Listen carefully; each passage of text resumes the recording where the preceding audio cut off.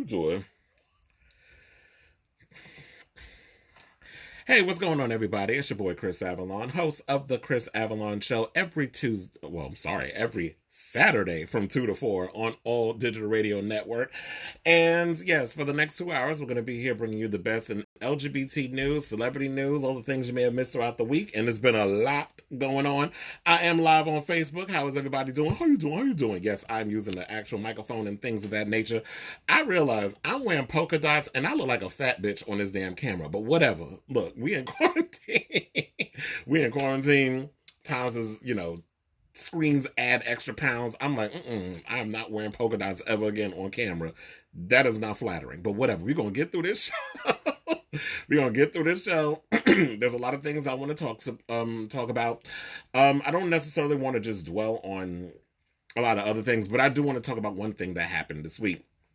So, follow me on my social media platforms at Kris Avalon Blog on Instagram. If you're following me on Facebook, hey, how y'all doing? I see a lot of people are tuning in already because I am live on Facebook, as I said before. Twitter is at Kris Avalon NYC, and you can also listen to the show if you don't want to hear, if you're not able to listen to it live. You can head over to I'm on Stitcher, I'm on iTunes, I'm on Apple Music, I'm on iHeartRadio, all that good stuff. So yes, the podcast is spreading. But anyway, what I want to talk about before we get to all the topics, because we got to talk about America's Next Top Model, we got to talk about Justin Timberlake and Amanda Seales going in on his ass on Instagram. We got to talk about Gabrielle Union and her thoughts on what she's going to say about her raising a trans child, as well as how black performers, are coping during this crisis of COVID-19, who are actors and performers who are not working, and unless you got Oprah money, the career does not flourish the way most people think. So before that, I want to give a huge shout out and a thank you to LGBT Underground, YLR, and the Weekly Top 40 for giving me the chance to host Queerathon, not only once, not only twice, but also tomorrow. We're doing the last one, which is the Mother's Day brunch, because we were supposed to do it today, but of course I cannot do a show. I can't host a Queerathon if I'm doing this show. And DJ Baker, who does the Weekly Top 40, has a show as well. 2 shows. And there's no way he could do that doing his own thing. So, So, thank you all for giving me the opportunity to do that show. Hosting was a lot. It was a lot of work. I love doing it, but at the same time, I'll just say this, I was not expecting to be interviewing. I did not know I was going to have my Oprah moments while we was doing everything with the show. But I made it work. One thing I've noticed that I'm very good at is improvisation. My years of acting and taking improv classes, all of that has paid off. 20 years of doing this, it's finally paying off. And it's funny how you always expect success and all this other stuff to come when it's supposed to, or come overnight. But I'm noticing things are starting to look up. We already started, last night I had a 3-hour conversation with Rick Easley, who I do the tribe.com, which is another site that I blog on.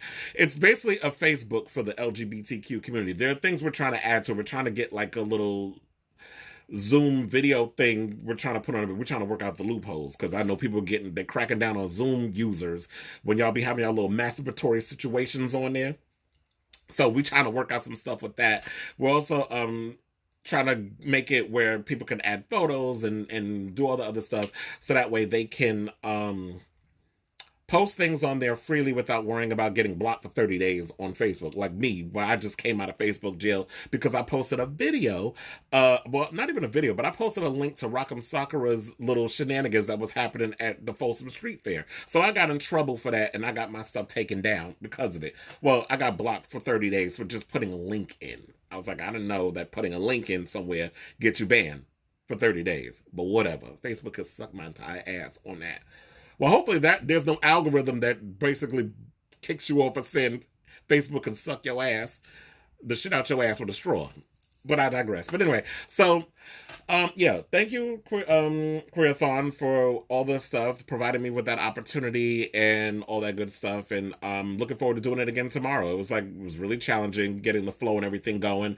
I liked interviewing a lot of the out artists. Also, if you are an out artist, if you're a rapper, whatever you're listening, you're watching, send me your stuff so that way I can promote you on Tribe. Because not only I don't want to sit and have to just let y'all know when the new Ariana Grande single or the new whatever rapper y'all love the mainstream one is coming out. A lot of artists who are a part of our community are immensely talented, as y'all may have seen when you were watching Queerathon live on YouTube, or you were listening to it and that sort of thing. So if you're an artist and you're a rapper, if you're a singer, and if you have talent, because if your shit is trash, I will read you on it. If you have that, if you have like a really good song, because there was somebody who I worked with, I don't want to be shady, but who was someone that I knew from the Big Apple Circus that put out a song, and I heard it, I was like, girl, no. Marilyn Manson, you are not. I ain't gonna say who it is, but I know somebody who I worked with at the circus is watching, and you know exactly who I'm talking about. So, hey, Jose. Anyway, I say what this is saying. I love you all for watching. I love you all for listening, and I love you all for supporting what I do. And my goal is I like to promote and get people with a lot of great talent out there and let people know who you are, because the mainstream industry ain't doing it. But anyway, let's move on. And let's talk about, I want to get these out of the way before I get to the big news, because the big story is Tyra Banks, and a whole lot has come out from it. Even I got Tyra's response to the whole debacle of her talk show. I mean, not her talk show, America's Next Top Model. Somebody you slept with. I'll just leave it at that. You said, oh, you did say, I know who you're talking about. Oh, sorry. I thought you said, who are you talking about? I was like, oh, somebody you slept with. And that's all I'll say about her. But anyway, and he was a roommate of mine too. So unless it's like I already put it out there. But anyway, so I want to say my sincerest condolences to Little Richard, who I found out this morning passed away at the age of 87. For those who don't know who he is, he was an icon within the music industry. He was a rock legend. Like, if it wasn't for Little Richard, there would be no Elvis Presley, there would be no Buddy Holly, there would be no Bill Haley, there would be no Otis Redding, there would be no James Brown, there would be no Michael Jackson, there would be no Janelle Monáe, there would be no Bruno Mars. Like, I can go on and on and on. There'd probably be no Alicia Keys too. But I can go on and on and on and on and on and on and on and on. The list is endless. And yes, I will say it to this day. Everybody wants to call Elvis the king of rock and roll, but quiet as it's kept, the king of rock and roll stole a lot of his shit from Little Richard. So let's give the man his props. Little Richard was a shady ass queen, and I live for it. And an overall entertainer. And I loved what, he was, of course, before my time. And that's one of the things, is like, I grew up listening to him because of my parents. My father played a lot of his music and stuff. So I just basically want to give my sincerest condolences. We have no idea what he passed away from, but because it hasn't been released yet, because it just literally, I think we found out about his death a couple of hours ago, like literally this morning. So I'll keep you guys abreast of it as it develops on what he passed away from. I'll probably talk about it, either it comes out on here or I'll talk about it on Tribe's website.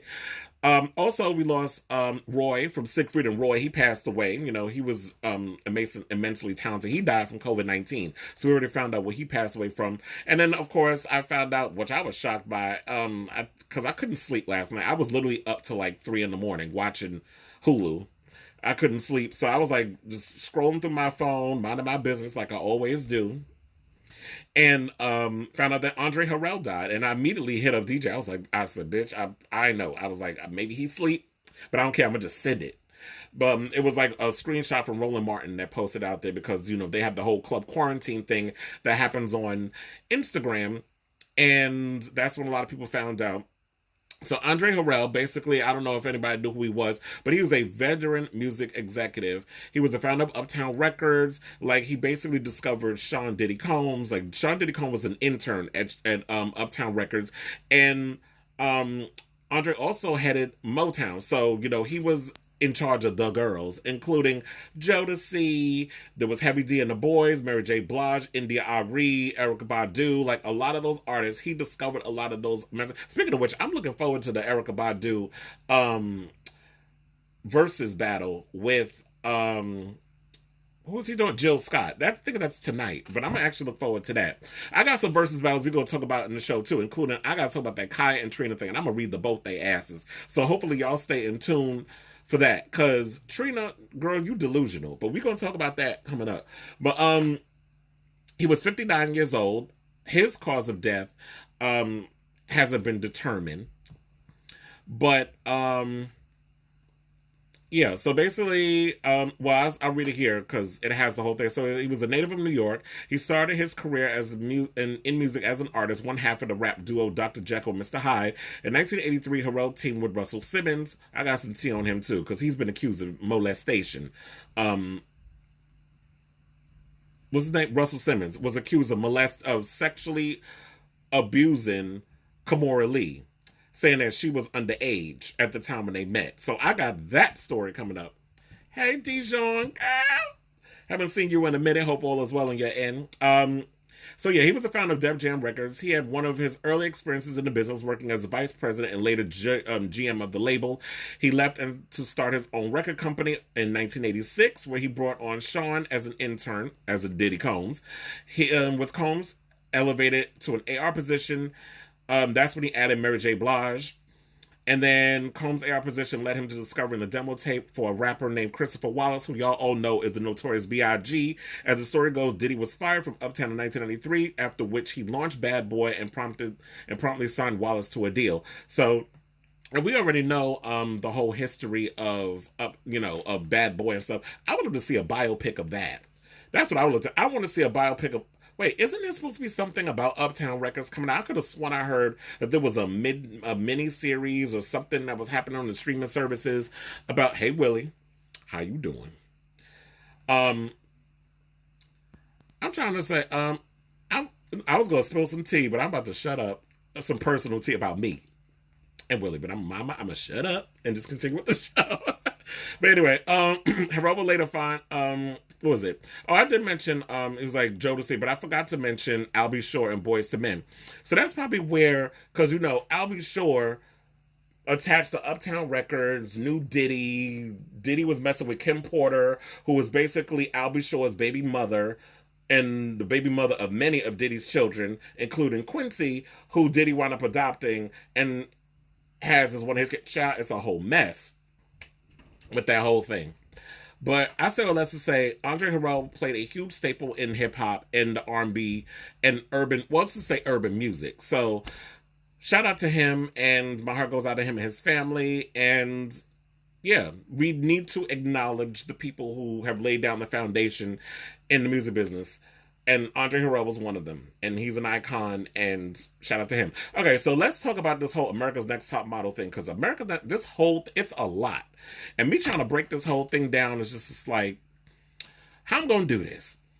But we're going to make it work. Let's just get with it. So on Tuesday, because apparently people are bored and have nothing else to do at home but just to bring this shit up, old clips of America's Next Top Model resurfaced on Twitter. So people are upset because there were old clips of girls on the show where they had them do a blackface challenge.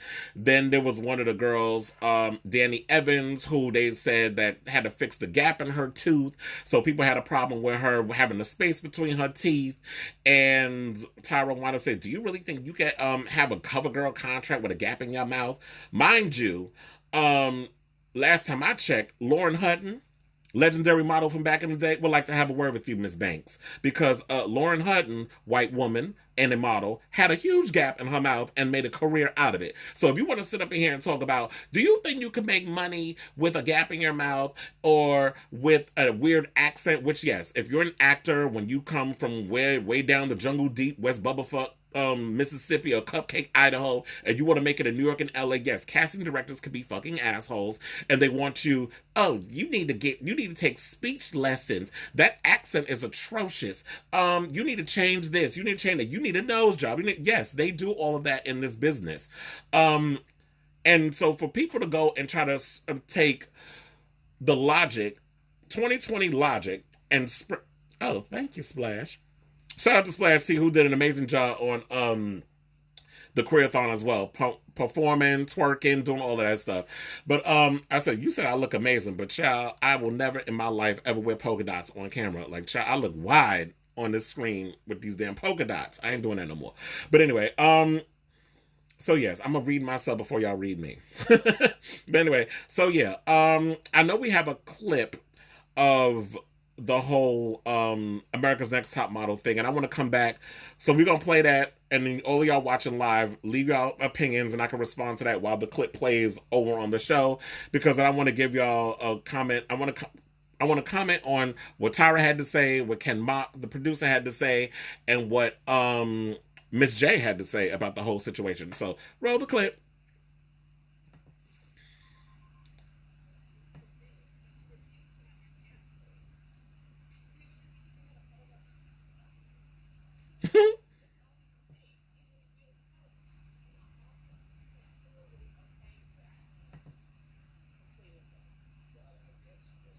Oh.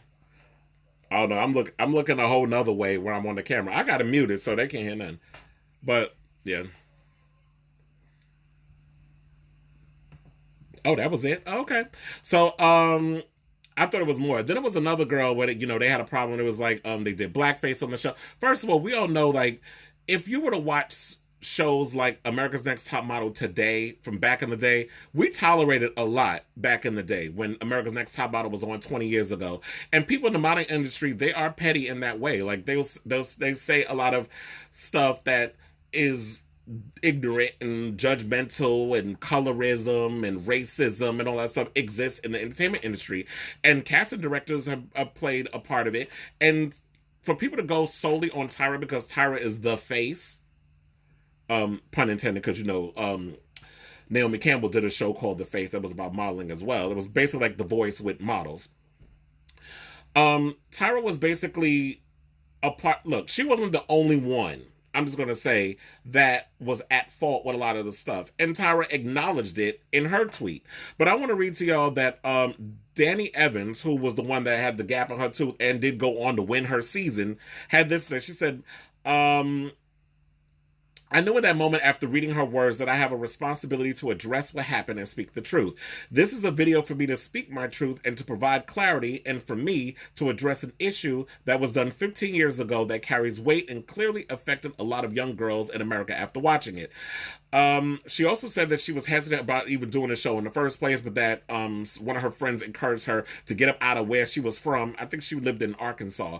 So she was like, I need to get up out of here and I need to go over to New York. It's an opportunity for a free trip, this, that, and the third. So she only went and did the show because she wanted to get out of Arkansas. Like, what the hell is there to do in Little Rock? Ask Bill Clinton. Why you think he became president of the United States? There ain't shit down in Arkansas to be doing. So, he was like, this is a video. She said, this is a video for me to speak my truth and to provide clarity and for me to address an issue that was done 15 years ago that carries weight and clearly affected a lot of young girls in America after watching it. She also said that, with that being said, I had one goal in mind. My one goal was to get out of my hometown. I was so focused. I wasn't even hungry. It wasn't, I mean, you said I wasn't even hungry. I was starved to get out.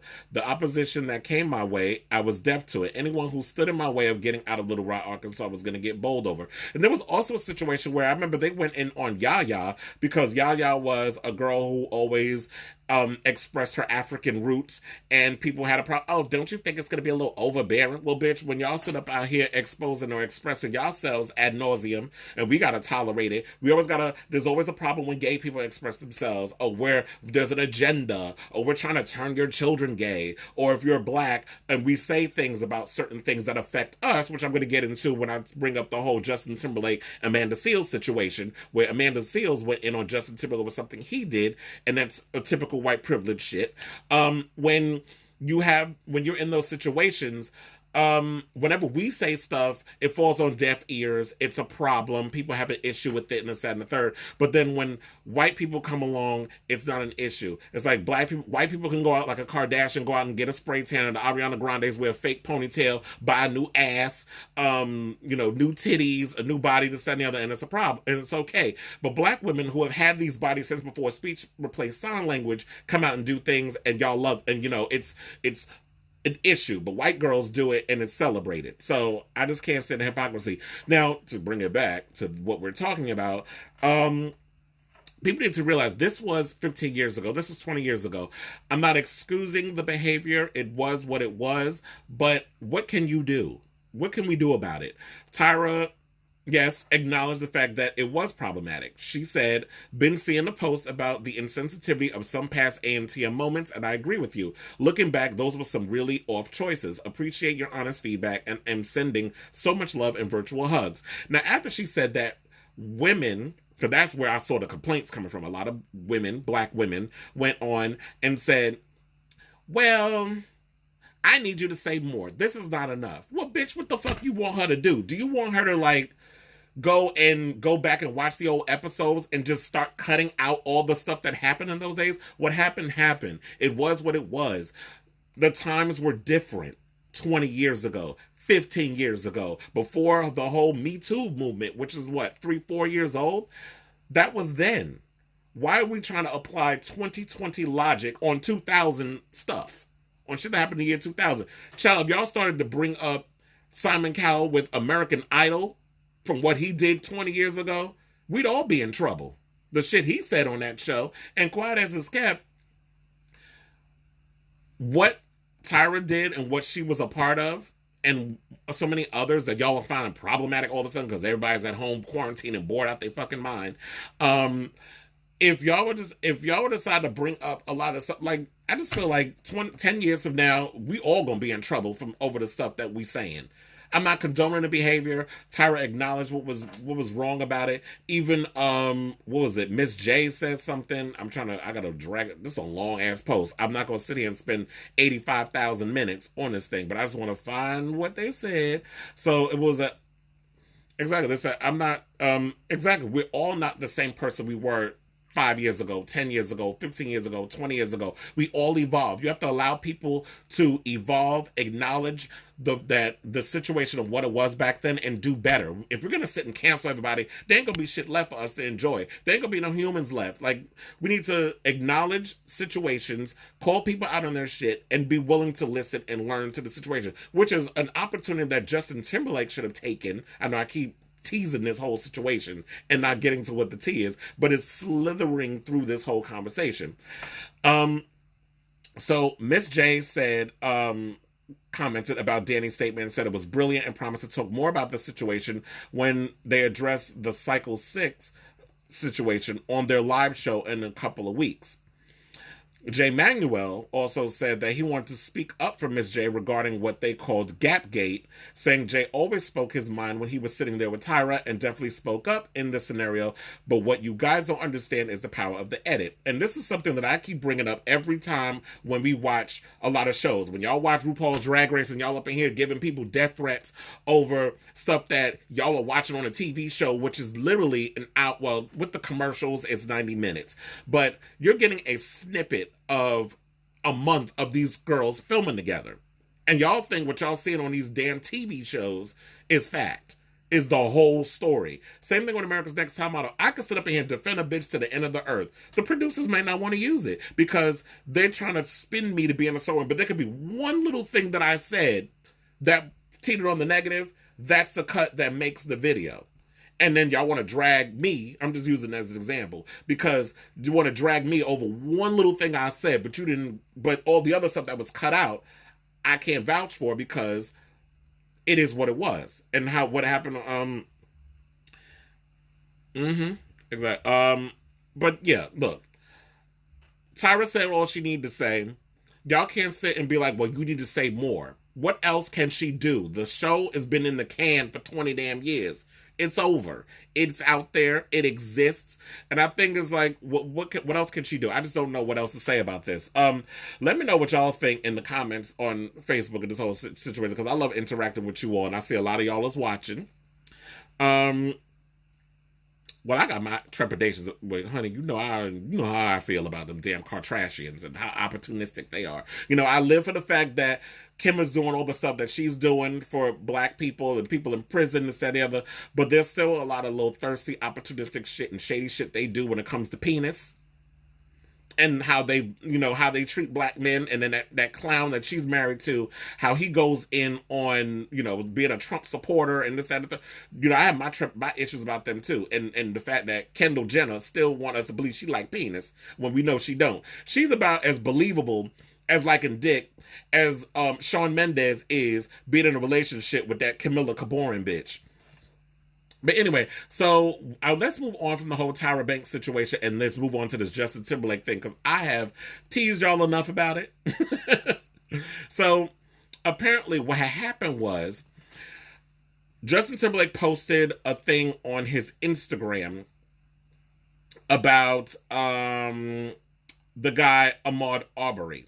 Now, if y'all don't know who Ahmaud Arbery is a guy who was gunned down jogging in a neighborhood by two white men, a guy and his son who found out he was an ex-cop. A lot of us all, oh, okay, I will. See, that's why we got to get that Drinks and Drag show up and running, so we can give our, but whatever. Okay, so he posted something on his IG about Amari Arbery, who was a black jogger who was chased down by two white men in Georgia and was shot in what people considered a hate crime.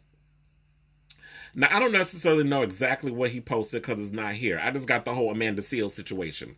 And basically, she wrote, dedicated to at Justin Timberlake and the white artist showing solidarity posting about Ahmaud Arbery, but closing their comments on IG.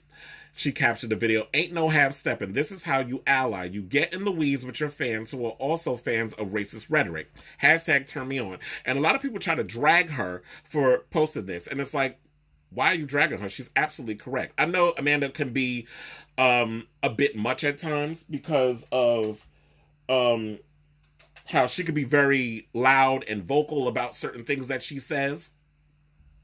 However, semicolon, it's based in truth. And a lot of times when black people who are in media speak up and they say certain things, white people have a problem with, oh, y'all always trying to use being black as an excuse. Or y'all always talking about racist this or racist that or Black Lives Matter, third, and so forth.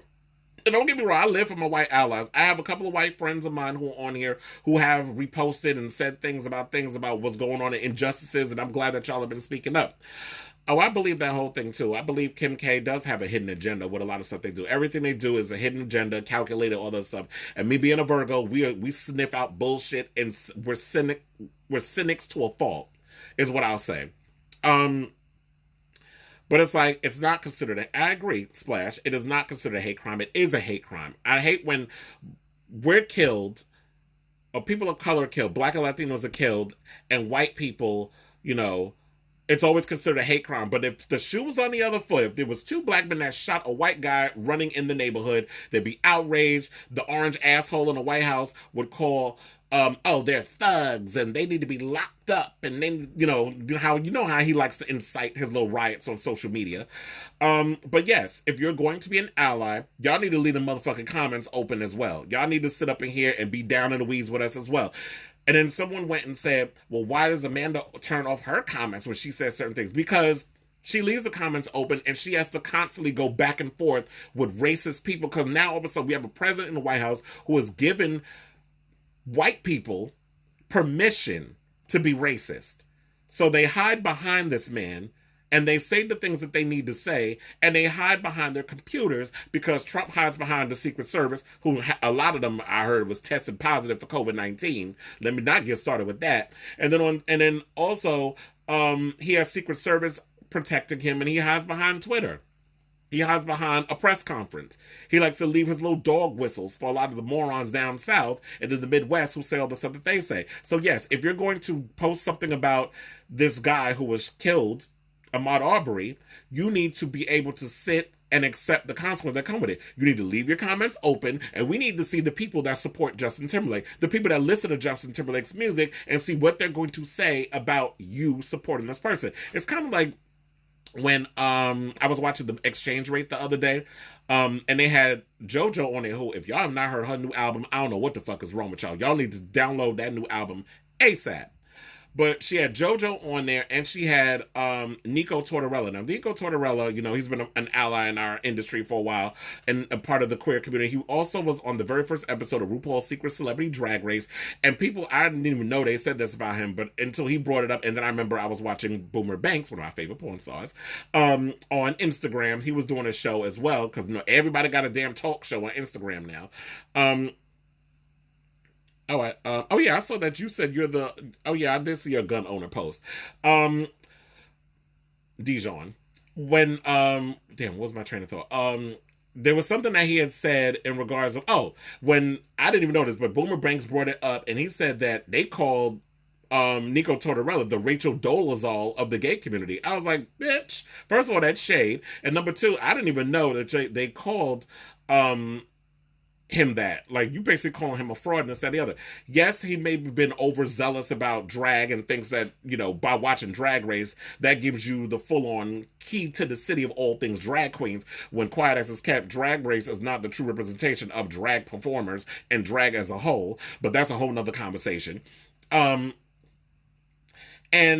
he went, oh, you caught the shade too? It's like, yeah, everybody got a talk show on Instagram, and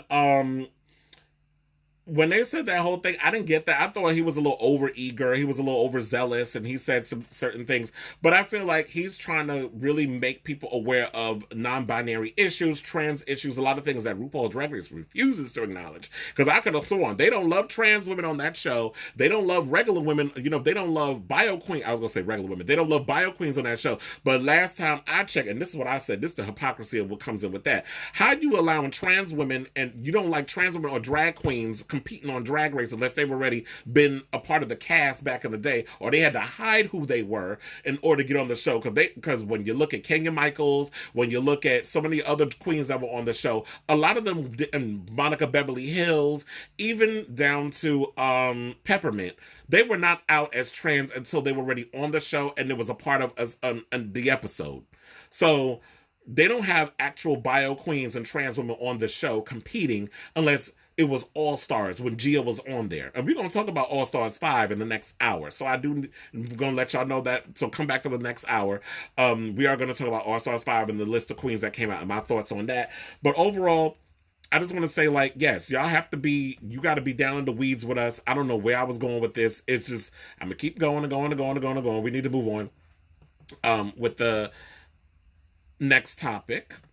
So Gabrielle Union. That's all. I think I covered everything on the whole Justin Timberlake Amanda Seales situation. So Gabrielle Union is talking about pay inequality in Hollywood and how people of color are being affected by COVID, working since COVID-19. So she said, she explained why stopping work is affecting Black entertainers. She says most of us are 1 or 2 paychecks away from not being able to pay for our things. And she was saying that definitely not comparing struggles. The question that was asked, if you watch the whole thing, because people were like, oh, celebrities, why y'all complaining? Why y'all talking about y'all not making enough money and this, that, and the third when y'all got jobs in Hollywood and you're on TV? Okay, just because you see all these people on TV don't necessarily mean that they're making Oprah money, that they're making Julia Roberts money, that they're making Angelina Jolie money, Brad Pitt money, who's some other Black artists that I don't even think that Octavia Spencer and all of them are making the type of money that they should be making, in Hollywood in regard, like, on the same level as these other actors that y'all watch. And last time I checked, most actors, if you even knew about SAG, AFTRA, and that whole thing, if you were an actor, a working actor, most of them make $50,000 a year, or sometimes they even make $1,000 or less per, show, concept, scene, whatever.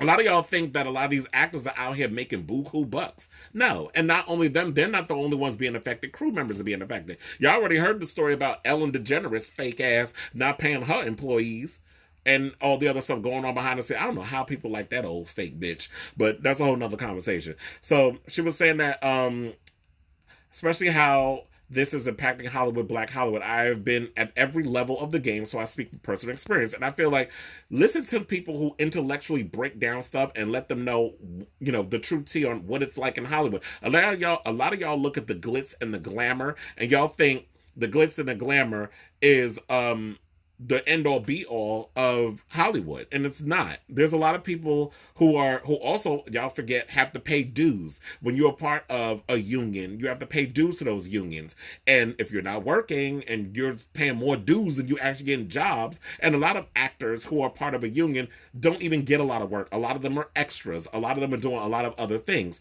So a lot of people in Hollywood, when you're a part of the whole situation, a lot of them don't make it.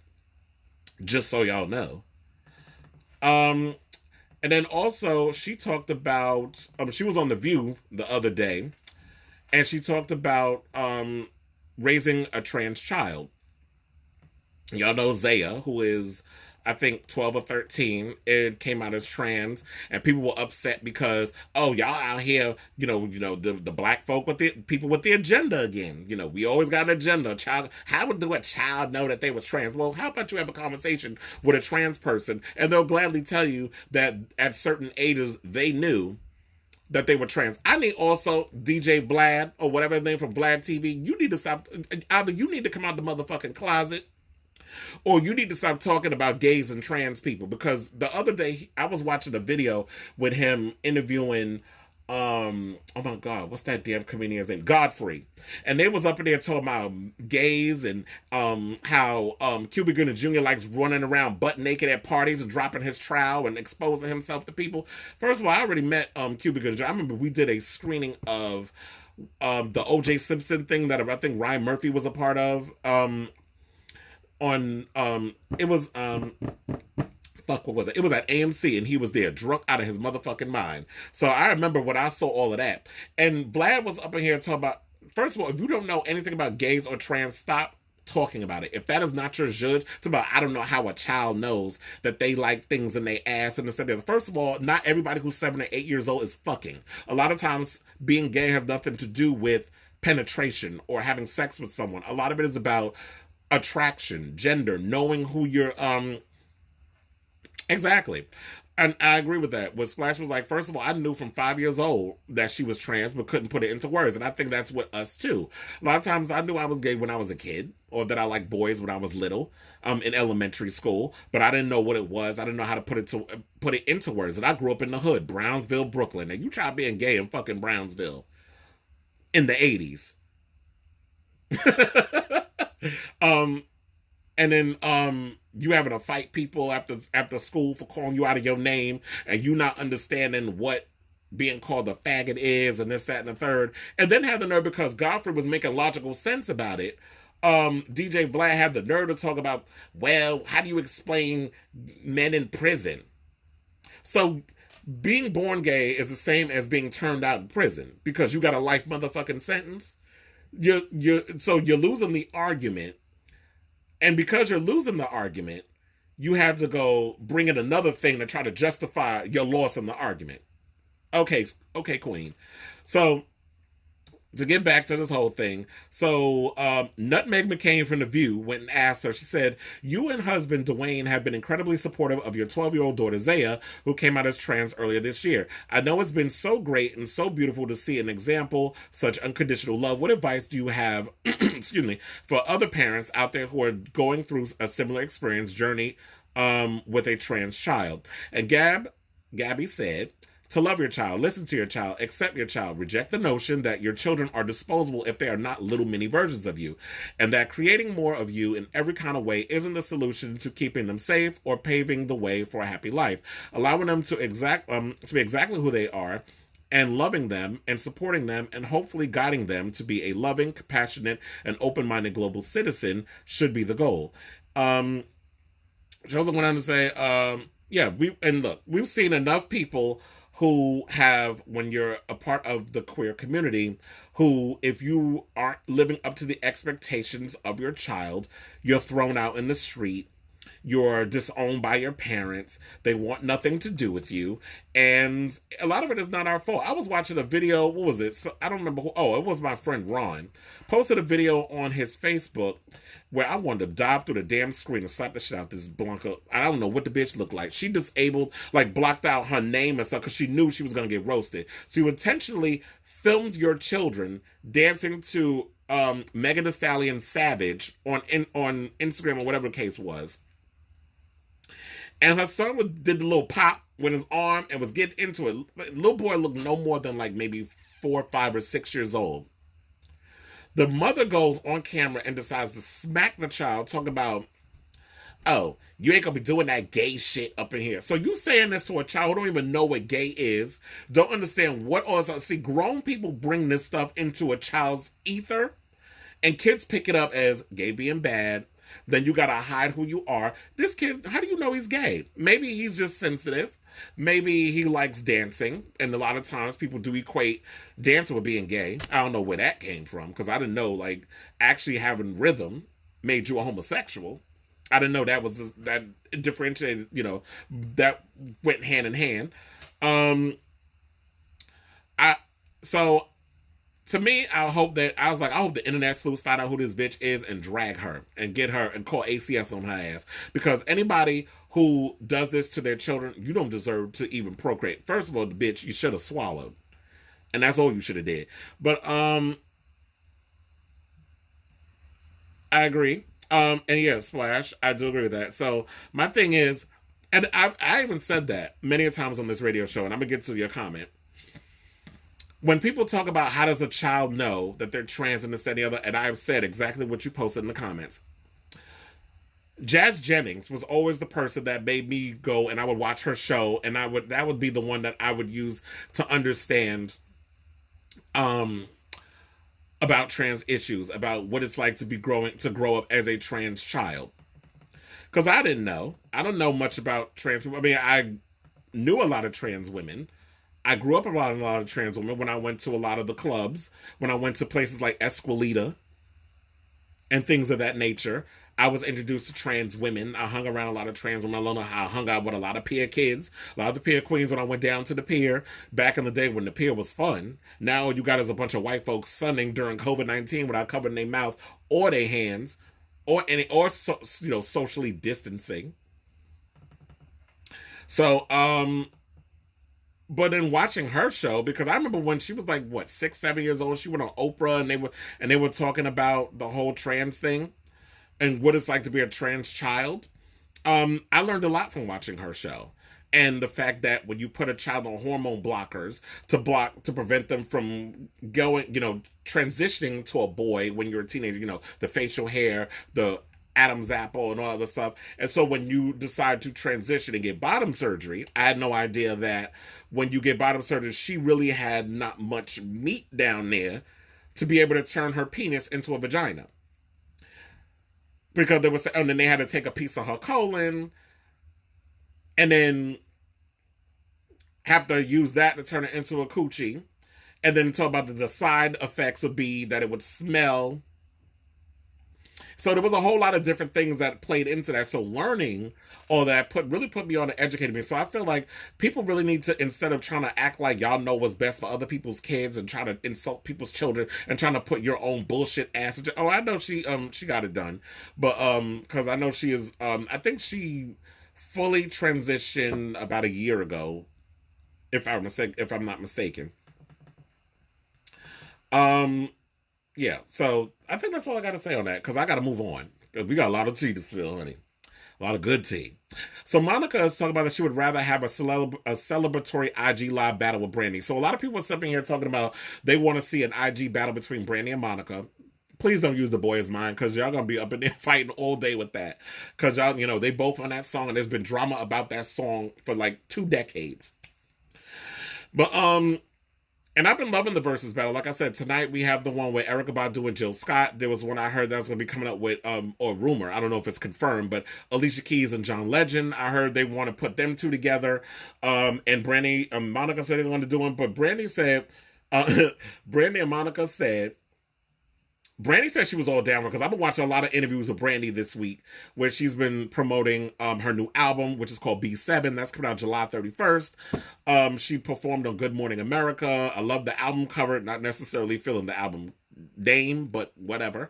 I'm just glad my girl Brandy is coming back and making music. Shout out to Ray J and Princess Love, who I heard is getting a divorce. That Princess filed for divorce yesterday. I don't know why Ray J married that dumb bitch to begin with. I never cared for Princess.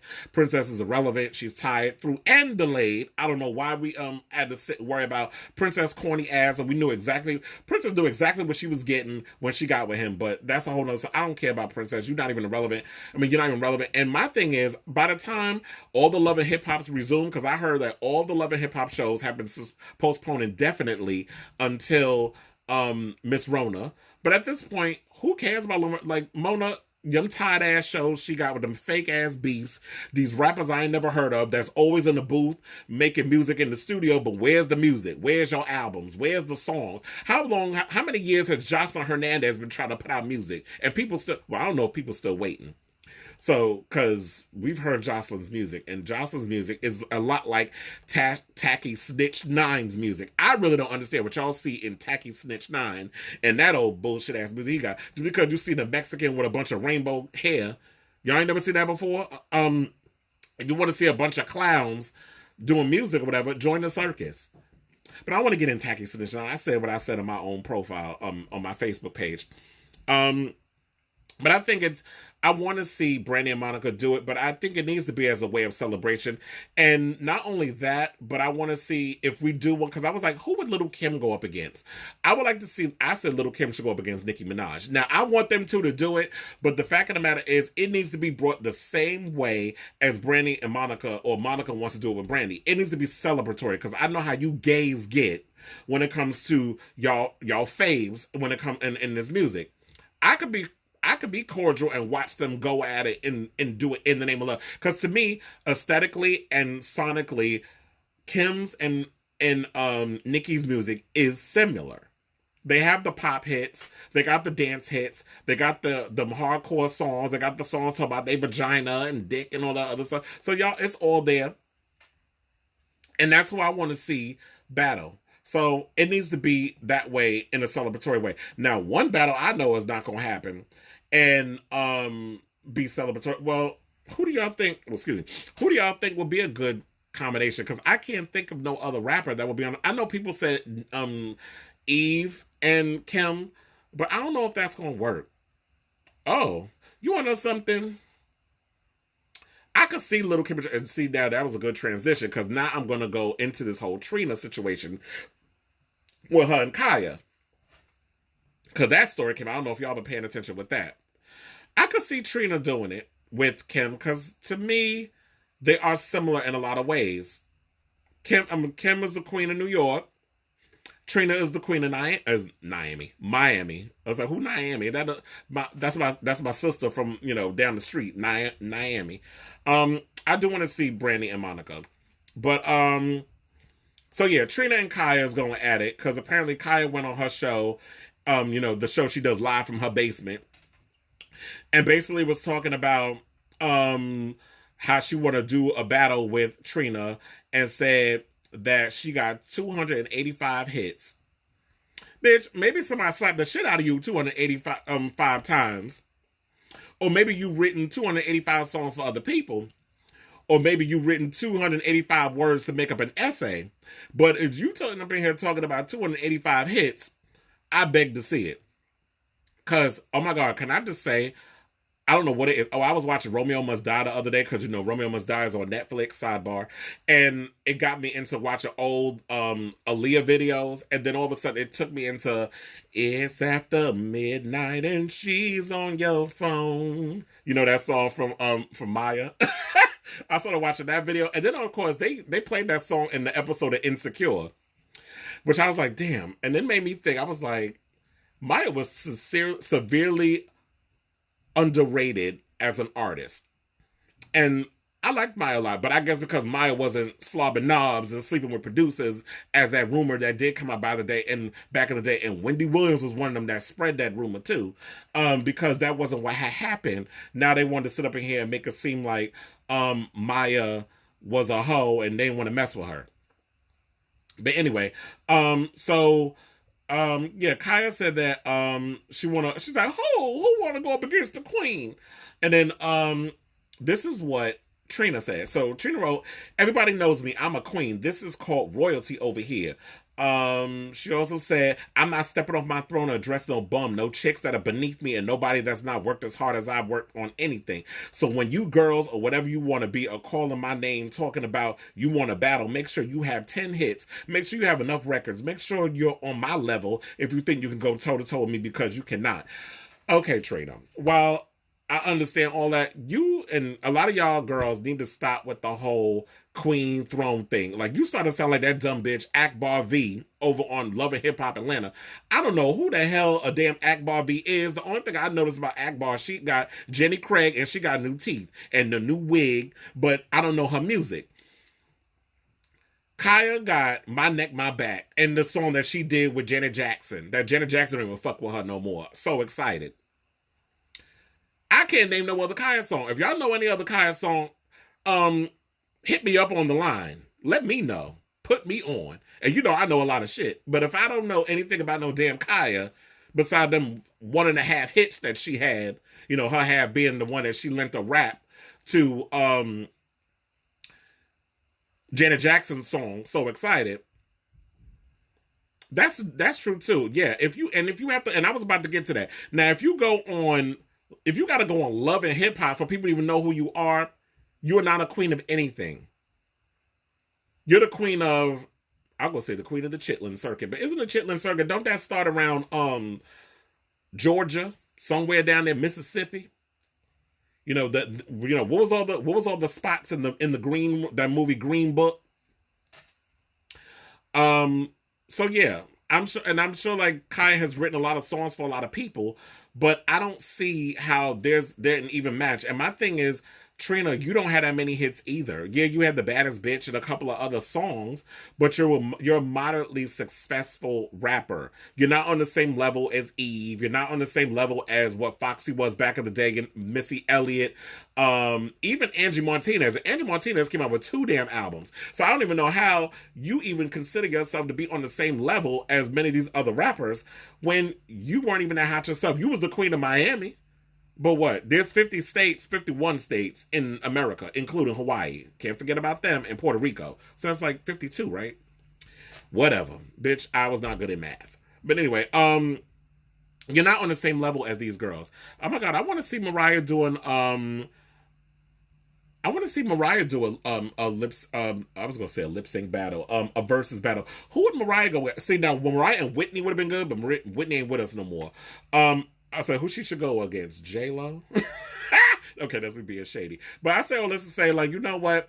Those two are not a match, and it is what it is. Now, really quickly, Honey Boo Boo is under fire because she incited snorting cocaine on social media, and people are mad at her about it. All I gotta say on that is, the girl needs therapy. Y'all out here talk about, well, you're gonna lose sponsors and this, that, and the other. She has a mother who's a damn junkie, who has always put men before her own damn kids. I believe Pumpkin was molested. You know, all her kids are fucked up. Oh yes, that's a good one. Thank you, Steven. Deborah Cox and Mariah, because they do have a series of hits. R&B, the music was similar, powerhouse vocalists. Mariah has some dance hits, but I used to love when Mariah would do the dance hits of like how she would literally go in the studio with David Morales and she would actually remix her song. So they would go in, David Morales would come up with the dance beat, you know, the house beat, and Mariah would literally go in the studio and re-sing her songs and do ad-libs and all other stuff. I miss the days when they actually did remixes like that. Now taking something we already heard, and move on with that. Okay, so what I want to do is really quick, because we need to talk about because we already talked about Love and Hip Hop and all other stuff, but what I want to talk about is the Real Housewives of Atlanta, and it's a lot with that, and I'm gonna try to get out as much as I can with that, but it's a lot. So Nene has been going in and letting have on people. I know part one of the virtual reunion is tomorrow. I'm looking forward to it. I heard some people saying, "Oh, Nene wiped the floor with Eva and all the other stuff," and I'm sitting there like, so you see a 1 minute clip of them going at it, and Nene won a round? Like, really? Is that what we're doing? Is that what we're doing? We're equating a 1 minute clip that you saw that was posted by Bravo's website or Andy Cohen's shady ass, and that determines who won a match in the read department. Because Sheree is upset because Nene went and interviewed Jennifer Williams, who I think Jennifer Williams, for basketball wise, is trying to vie for a position on the Real Housewives of Atlanta next season. That's what I think is what she's trying to do, because she's being messy. Because something had happened with Jennifer Williams, her ex-boyfriend stole her Range Rover and was a con artist who scammed her, and she implied on Nene's show that she has on YouTube, which I think, Nene, if you were to leave the Real Housewives of Atlanta tomorrow, capitalize on doing your talk show on YouTube, because what other gig you got? Ain't nobody buying no clothes from your boutiques, and you have no other sources of income coming in. And nobody fucks with you in the act department. Ryan Murphy ain't called you up for a gig since the new normal was canceled. Mind you, he's giving Beverly Leslie over at Will and Grace a new job. He's writing a show for him and Dylan McDermott. But nobody ain't called them Nene Leakes to give her a job. You still stuck on the Real Housewives of Atlanta playing victim. Now, I found Nene to be entertaining for the first couple of seasons that she was doing her show. She was on the show, but now the ego's out of control. She had like her shit don't stink. She does people dirty and then throws rocks to hide her hand. Like, I don't like people like that. So I am not Team Nene. I have not been Team Nene for the past 2 seasons. And yeah, she was on this whole apology tour trying to make amends with everybody. But then when people call her out on her stuff, like Claudia Jordan did on her show, when she was bringing up a conversation where they was talking about that Nene said she's in therapy, and she said it was really time for her to see somebody because of what was happening with the Real Housewives of Atlanta and how it's become toxic.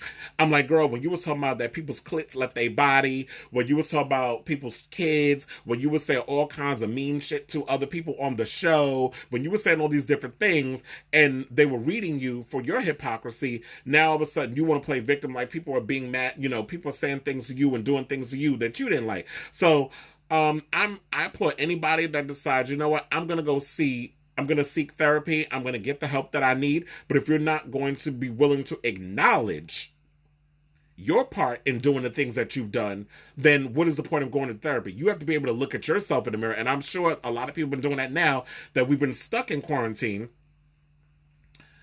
Well, Nene didn't do anything this season. However, there were certain things that people felt that she needed to answer for, like the whole Snakegate situation. There's a whole video on Nene's YouTube page where she says she broke it down and how producers are coming at her. I think people are probably coming at her because of how she's been behaving over the years, and the fact that they have other people who are stepping up being the shit stirrers this season, and Nene not really doing anything. So yeah, Nene, I guess, hasn't been doing anything this season because she really had no storyline. To be honest, she hasn't really had a storyline.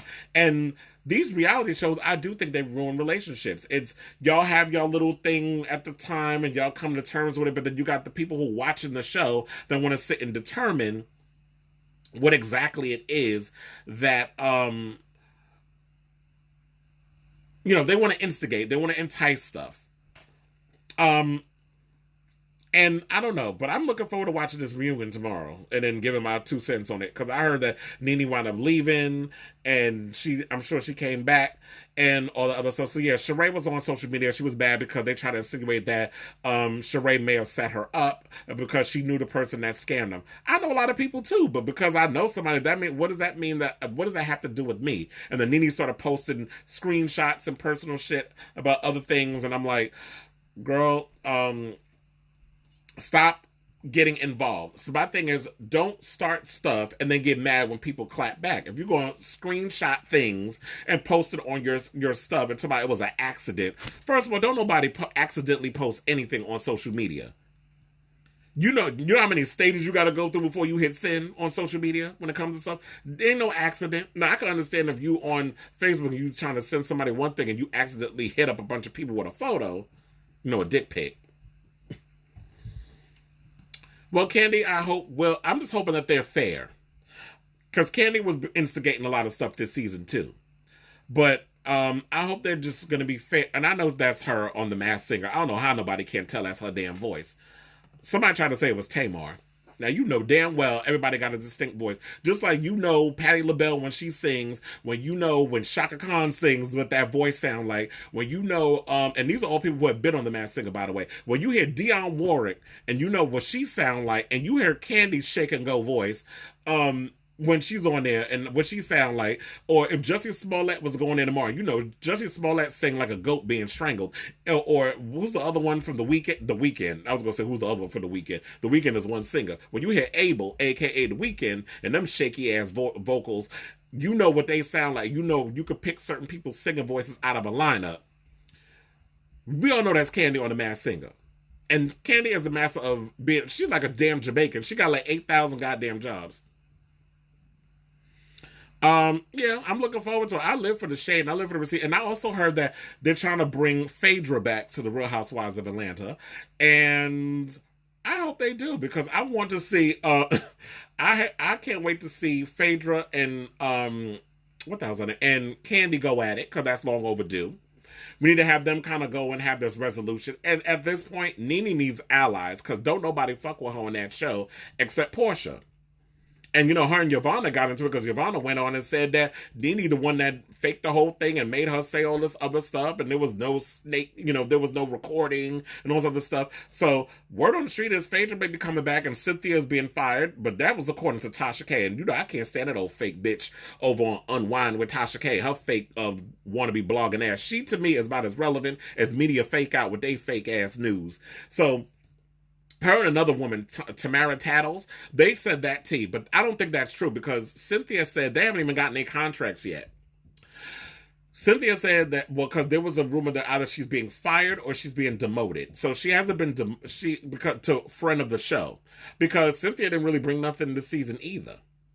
So, and my thing is, not everybody has to be the center of the drama. Some people can just be a floater through and you say a little shady comments, but I'm gonna do my, you know, my scene. Yeah, exactly. The Weekend selling a cat stuck in a damn dryer. But anyway, oh, and so before we go, Nicolas Cage has been set to play the Tiger King Joe Exotic. And what I want to say is, why are we getting a scripted version of Joe, the whole thing? And what I heard was CBS actually had this whole Joe Exotic thing set in stone, but because of the big blow up with Netflix and everything, it pushed them to move the thing forward. So, and my thing is, yeah, Candy can't run nobody off the show. And Candy said she doesn't have control and stuff. The only one who can fire them bitches is Andy Cohen, because the only thing Andy Cohen owns on Bravo is the Real Housewives franchises. All them other shows, once he decided to give himself a talk show, and they were like, you either have this talk show, or you need to demote yourself and be the talk show host, or you could be the executive over here running the shows. And you know, Andy and that ego, she is not going to sit up in here and do a talk show. You know, she loved being on camera. She loves the attention. So she's going to be like, okay, you know, I will demote myself and let Bravo do their other show, which is why a lot of them shows on that channel is tired. I remember they were trying to do the Indian American version of Shahs of Sunset, and that show was so boring. I had to turn that foolishness off.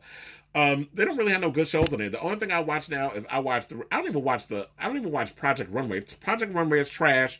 I watch Making the Cut over at Amazon. That show is, I love that show because Naomi Campbell's a judge. But I don't watch a lot of Bravo shows anymore. I just watch The Real Housewives of Atlanta, The Real Housewives of New York, because it is good this season and the women are messy. And because, yes, I was on last season's episode of The Real Housewives of New York where they went to the Big Apple Circus. I was in the episode. If you haven't seen it, I'm sure it's out there somewhere. And The Real Housewives of Beverly Hills, because Sutton is a hot ass mess, looking horrible in that couture she be wearing. And just because it says couture don't necessarily mean it's fit for you and your body. And because Garcelle Bouvet is on them.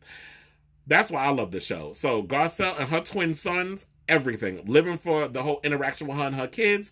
But then you look at Lisa Rinna and her daughter, that whole situation going on with her. Them children are so fucked up. It's sad. Well, there's a difference between docuseries and reality TV, or what I like to call improvised television. Docuseries fits more in like it's a documentary in a series form, but it's not sensationalized for ratings, like cooked up drama. A reality show is like what you get with Love and Hip Hop, all that stuff. Like, I don't understand how they do Love and Hip Hop. Y'all got so many multiple cameras up in there. It looks perfect the way y'all shoot. Like, it feels so fake and scripted over there. I can't watch it. But anyway, we need to go and take a break and come back with the next hour. We're gonna talk about the queens who are coming on RuPaul's Drag Race All Stars 5. I already mentioned the whole thing about Ryan Murphy's new show with Leslie Jordan and Dylan McDermott. Andre Leon Talley, his buzzy new memoir is being turned into a TV show. I'm gonna give my thoughts on that. We're gonna talk about Nicki Minaj coming out as straight. Child, now you know I got something to say about that foolishness. And Netflix clapping back at people who are criticizing the fact that there are way too many gay people, gay characters on Netflix and a lot of their TV shows. People are upset. Straight people are upset over characters being on their shows and this, that, and the other. Cry me a fucking river. I got shit to say about that. And we need to talk about this meth, METH, not MET, because you know the Met Gala was supposed to be last Monday, but because of Miss Rona, we haven't been able to have the Met Gala. But the Meth Gala, which featured that happened at some party that was going on in Hell's Kitchen, we need to talk about that and the hypocrisy about that. So we're going to talk about that and a whole lot more. I'm going to stop the video because we got to play commercials, and we're going to play music from... Damn, I want to play the Alex Newell song, the one that they did the lip sync to on RuPaul's Drag Race. But that song might be a little too long because I'm already 10 minutes into the 12 o'clock hour. So we're going to play BB Zahara Benet's new single, Body on Me. We will come back with the gay stuff, including that conversation. Yes, Nicki Minaj coming out as straight. All that and more on the Kris Avalon Show.